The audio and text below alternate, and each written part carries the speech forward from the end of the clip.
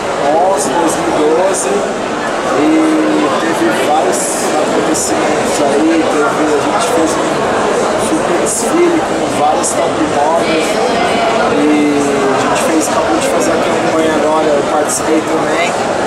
A gente chamou o Jimmy Kill, que é um modelo internacional, meu amigo, e estamos aí, né, a milhão.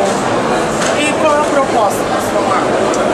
Então, a página da marca é bem a rua, street, bicho, tatuagem, e é uma marca de underwear ser ousada, não tem nada como a gente faz no mercado, uma coisa bem inovadora e que eu acredito muito que promete, que é uma coisa inédita assim. Tá, vamos conhecer um pouquinho da marca então, ver as peças. Tá bem legal, tô gostando bastante. Todo mundo vai gostar, com certeza.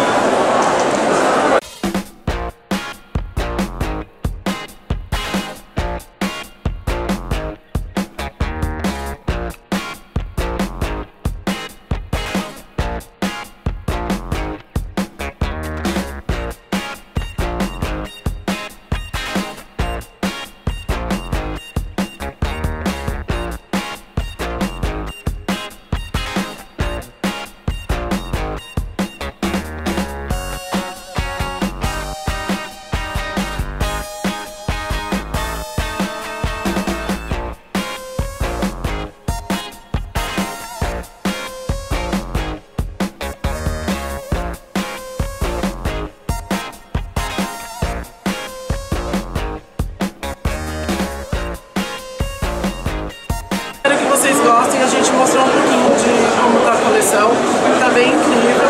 Ah, meu, eu quero aquele hobby, como eu faço, meu Deus. Então, o hobby é uma das coisas que a galera vê assim, já fica louco, todo mundo tá querendo, tá fazendo um barulho bem legal, apesar de ser um investimento de usar em casa, eu até costumo sair com ele, tá bem bonito mesmo. Fica de olho aí todo mundo na novidade. Underbrasil.com.br, só acessar, tem nossa loja online, tem as fotos da campanha nova. É nóis.